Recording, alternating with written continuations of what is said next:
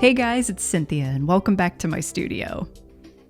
In a previous video, I talked about wanting to go back in time and rework a piece from my past. So that's what we're going to kick off today. And here's the piece. This is a digital painting that I did back in 2007 called Wonderland Deconstructed. And I chose this piece because it's been a long time. You know, there's a long gap between my process then and my process now. And there are both things that I think are worth keeping, like things I want to save about this piece, and things that I would change about it after having 10 more years of experience. Now, this isn't just going to be a one-to-one technical facelift. Like, I'm not going to take the original composition as it is and just sort of like apply new painting skills to it. Definitely putting some better technique to work will be part of the process, but I'm going to get more into that in my next video. This is a part 1 of 2. Because first, what I want to do is rebuild this piece from its bones. Like, I want to take the foundation and build a new house on top of it. So in part 1 today, I'm going to walk you through the entire planning process. I'm going to talk you through how I want to reestablish my goals for the piece and reapproach the concept with a fresh eye. And then I'll walk you through my thumbnail process and how I typically gather my reference before starting this kind of a narrative fantasy illustration. Before I even start on thumbnailing, I have some initial decisions to make. And first things first, this is a rework of something that already exists, and so I need to keep some things consistent with the original so it's not just a completely new piece.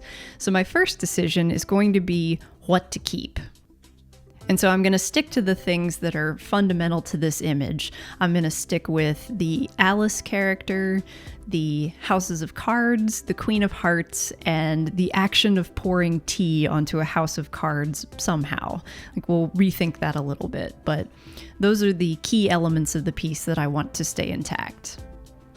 And from there, I'm going to start the way that I normally do from scratch by asking, what's the story? So let's start with a look at the original intent. This piece was obviously inspired by the popular story Alice's Adventures in Wonderland, but to give it a little more context, my Alice was originally based on a real person. She was this beautiful, talented woman I knew who had a childlike sort of quality about her and a big heart and a big imagination, but she always seemed to be self-destructing or getting in her own way because of her very controlling mother. So in this original piece, she's pouring tea onto a house of cards, essentially destroying the order and the structure in her life while the Queen of Hearts watches over her shoulder. This time I'd like to pivot just a little bit on that, and instead of showcasing Alice's character flaw as my main focus, I want to make her the hero of the story this time. You know, she can still be pouring tea on cards, but instead of implying that she's destroying a good kind of structure that she's built, I want to imply that she's finally ready to take back control of her life and thus defeat the Queen and her negative influence. And I remember how I used to work, and I think that the Queen was an afterthought the first time. I think it was probably just a way that I wanted something pretty to fill the background and only considered her as part of the story after the fact. So my main focus this time is going to be reestablishing that relationship between the two characters, Alice and the Queen. Okay, so now I have my story and I have my major goal figured out. But that doesn't mean that I'm done planning, because now I want to see how I can work my story of Alice defeating her queen into everything else in the painting that I possibly can. I want to consider the setting, the lighting, the shapes, the costumes, the objects in the piece, even where the camera is in relationship to the characters, and I want to give all of those elements jobs to do to reinforce my narrative. Now, in the source material in Alice in Wonderland, the queen was always hurling abuse at people and threatening to cut everyone's heads off. But in my narrative, I'm also reimagining her in the role of the overbearing mother figure to my real-life Alice. Someone who's been looking down at her and making her feel small. So I'm going to represent that relationship in the new piece with more size disparity between the space each of the characters occupies in the piece. As in, I'm literally going to make Alice smaller than the queen in the image. And I want to find other ways to try to relate the two characters visually, like exploring maybe whether they have similar motifs on their costuming or whether they're looking directly at each other or something. Now, my first instinct with the setting was to try to keep the grass and stone on the ground, but instead of checkers, which has been done for Wonderland like a million times, kind of remorph that into a meandering stone pathway to represent Alice's journey. But as I was thumbnailing, I started playing with the idea of a pathway that's also made of cards that leads up to the queen, and Alice is sort of severing that tie physically by pouring tea onto it. In the context of the story, I think that symbolism makes more sense than a random little pile of cards on the ground, and it's also just kind of reinforcing some of the shapes in the scene, so I'm going to go for that. And then I want to let the rigid structure of the house of cards do the rest of the work in the environment. Like, I'm not going to have sky this time. I'm going to give it more scale and weight and treat it like it's the house the queen built, or it's her palace or something. Like, even the queen's own card could become kind of like the back of her throne in this scenario.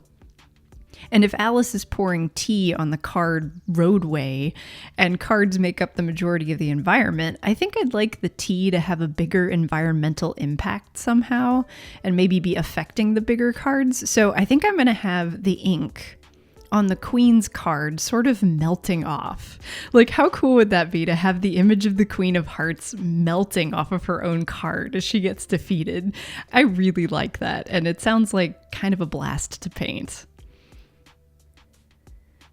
Every artist develops their own thumbnail process. Some start with line, some start with value, and I like to refer to mine that I'm doing here as visual note-taking. Because this loose, kind of messy line work is basically the doctor's handwriting of illustration. In that, like, without explanation, I'm pretty sure the only person who could decipher these after the fact is me. This is not the type of thumbnail that I'd ever want to send to a client or anyone who doesn't understand the process, because nothing's going to look real yet. It's more like shorthand just for me. And it's an iterative process. Like, sometimes I do these in pencil, but doing them digitally means if I like some parts of a direction, I can just copy the same thumbnail to a new box and then erase parts of it or work over top of it. And once I'm reasonably happy with the overall composition, I typically move on to a basic value comp to try to establish where my lights and darks are. Like, I know I want more contrast in the foreground where my hero is, and sort of limit or compress my value range in the midground where the queen is, so that they're not visually competing for attention, but they're still affected by the same top-down lighting setup, so they look like they can exist in the same space. Now, I've been making a ton of decisions throughout the planning process so far, and I still have a couple more to make as I move on to the next steps, like how distorted I actually want the perspective to be at final and things like that. But here is the final thumbnail that I'm going to start out with.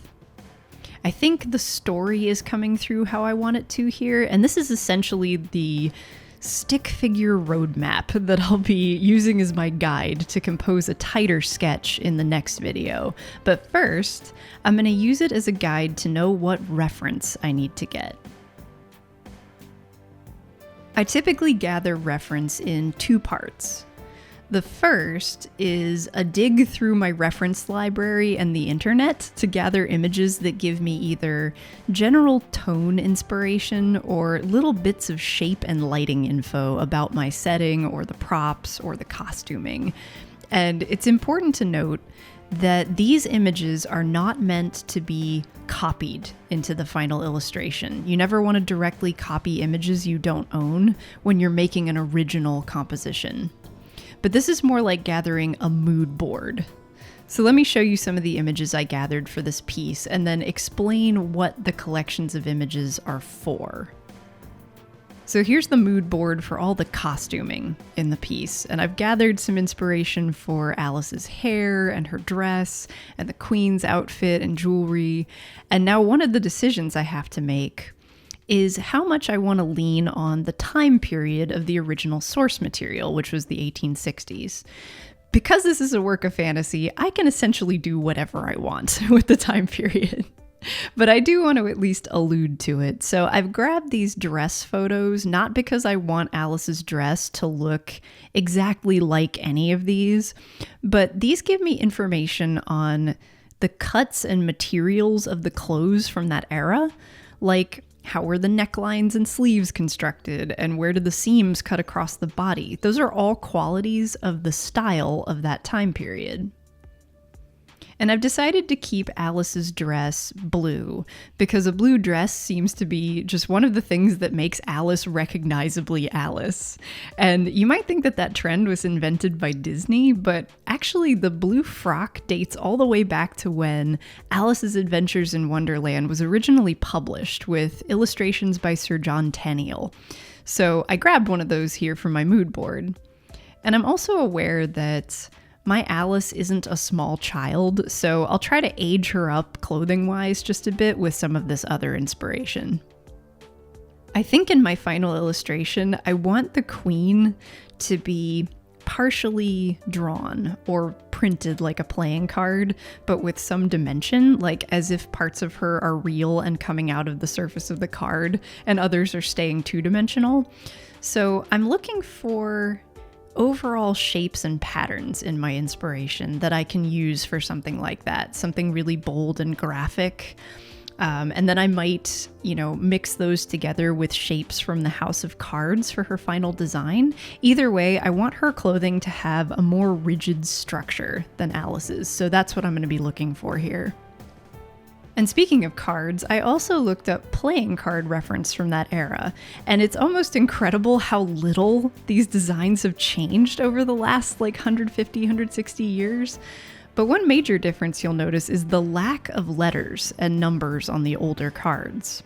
And in my original illustration, I put the Q on the Queen just because, I was thinking of Hoyles or a bicycle deck or something, but I think it feels more fantastical without that. So I'm definitely going to leave it out this time, and there's plenty of other visual information that will let the viewer know these are playing cards, so I'm not worried about it. And we can't forget the teapot. So in my original illustration, I used a metal one for some reason, probably just because I wanted to paint metal. I don't really remember, but this time I think I'm going to go with porcelain. Again, it suits the time period, and because Alice's vibe overall is more lightweight and even a little fragile, I think it works.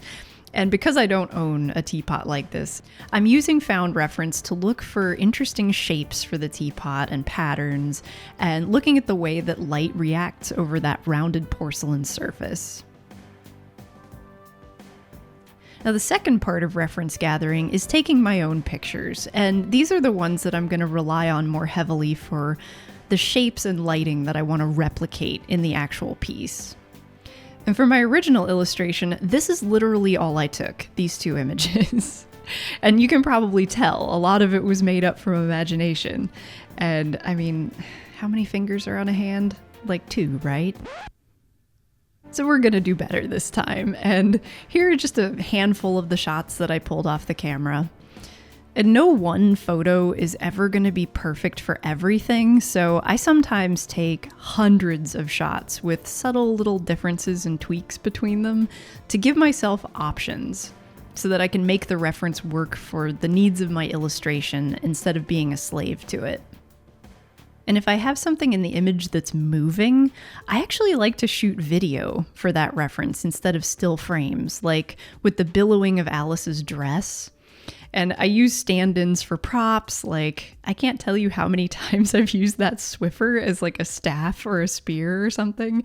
And my teapot is just the carafe from my coffee maker. And I even shot reference for the bridge of playing cards using some folded scrap paper under similar lighting conditions as my figures. So that was a pretty thorough walkthrough of my typical process for starting a narrative fantasy illustration. And it probably seemed like a ton of work, and I'm not gonna lie, it really is, but I do want to stress how critical setting goals and planning is when you're trying to tell stories in your art, and go beyond things like studies and portraits and simple subjects. Like, I actually spend more time planning than painting most of the time, because doing a painting like this is a lot less stressful when I have a plan.